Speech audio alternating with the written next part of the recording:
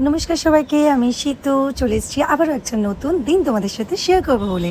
আমার ব্লগগুলো তোমাদের কেমন লাগছে সেটা কিন্তু অবশ্যই তোমরা জানিও, তাহলে কিন্তু আমি আরও বেশি বেশি করে ভিডিও তোমাদের সাথে শেয়ার করব।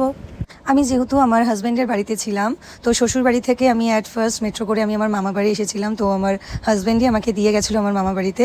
তারপর মামা বাড়িতে আমি লাঞ্চ করে বেলগাছিয়া থেকে দক্ষিণেশ্বরে এসে আমি ওয়েট করছিলাম আমার কাকা কাকিমার জন্য।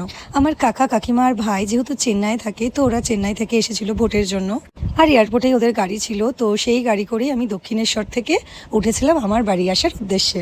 আর আমাদের খুব খিদে পেয়েছিল, তো আমরা একটা রেস্টুরেন্টে নেমে সেখানে আমরা খাওয়া দাওয়া করে নিয়েছিলাম আর ভিডিও করছিলাম। যখন আমার ভাই খুব লজ্জা পাচ্ছিল, মুখ সরিয়ে নিচ্ছিল। গ্রামের পরিবেশ, সব জায়গায় তাকালেই শুধু সবুজ, আলাদাই শান্তি, আলাদাই সৌন্দর্য।